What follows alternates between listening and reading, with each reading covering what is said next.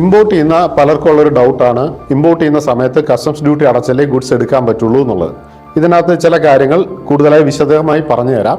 ഒന്ന്, ഇമ്പോർട്ട് ചെയ്യുന്ന സമയത്ത് ഒരു ഡോക്യുമെന്റ് കസ്റ്റംസ് ജനറേറ്റഡ് ആവും. അതിന്റെ പേരാണ് ബിൽ ഓഫ് എൻട്രി. ഇത് 3 തരത്തിലുണ്ട്: home consumption bill of entry, into bond bill of entry, ex bond bill of entry. Home consumption bill of entry എന്ന് വെച്ച് കഴിഞ്ഞാൽ നിങ്ങൾ ഈ സമയത്ത് ഡ്യൂട്ടി അടച്ച് ഗുഡ്സ് എടുത്തുകൊണ്ട് പോകുന്നു എന്നുള്ള അർത്ഥത്തിലാണ്. അപ്പോൾ ഡ്യൂട്ടി അവിടെ കണക്ക് കൂട്ടും, എക്സ്ചേഞ്ച് റേറ്റ്, ഡ്യൂട്ടിയുടെ പെർസെൻറ്റേജ് ഇതെല്ലാം വെച്ച് കണക്ക് കൂട്ടിക്കൊണ്ട് നിങ്ങൾ പേയ്മെന്റ് നടത്തും. എന്നിട്ട് ഗുഡ്സ് ക്ലിയർ ചെയ്യും.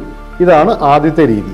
ഇനി രണ്ടാമത്തെ രീതി എന്ന് വെച്ച് കഴിഞ്ഞാൽ നിങ്ങൾക്ക് ഇപ്പോൾ ഗുഡ്സ് എടുക്കണ്ട, കസ്റ്റംസിൽ തന്നെ അത് കടന്നോട്ടെ, എപ്പോഴെങ്കിലും എടുക്കാം എന്ന് ചിന്തിക്കുകയാണെങ്കിൽ, ഒരു ഉദാഹരണത്തിന് 100 ടൺ ഇമ്പോർട്ട് ചെയ്തു. ആ 100 ടണ്ണിൽ 10 ടൺ തൽക്കാലം മതി, ബാക്കി 90 ടൺ അവിടെ കടന്നോട്ടെ എന്ന് വിചാരിക്കുന്നു.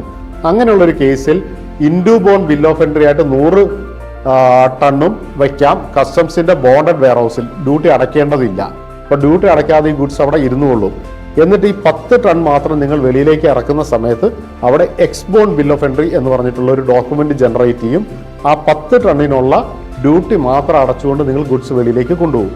അപ്പം ഇത് വളരെ വലിയ കമ്പനികൾ, ഞാൻ കണ്ടിട്ടുള്ളത് ഇന്ത്യയിലെ തന്നെ ടോപ്പ് കമ്പനികൾ ഇത് വളരെ കാര്യമായി യൂസ് ചെയ്യുന്നത് കണ്ടിട്ടുണ്ട്.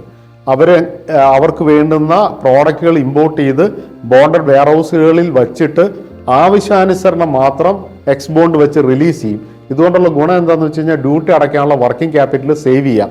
ഏകദേശം വെയർ ഹൗസിന്റെ ചാർജ് മാത്രമേ അവർക്ക് കോസ്റ്റ് ആയിട്ട് വരുന്നുള്ളൂ. അത് വളരെ കൂടുതലല്ലാതാനും. അപ്പം ഇതൊരു നല്ല ഓപ്ഷനാണ് ഇമ്പോർട്ട് ചെയ്യുന്ന ആളുകൾക്ക് ആവശ്യാനുസരണം ഗുഡ്സ് റിലീസ് ചെയ്ത് കൊണ്ടുപോകാൻ വേണ്ടിയിട്ട്.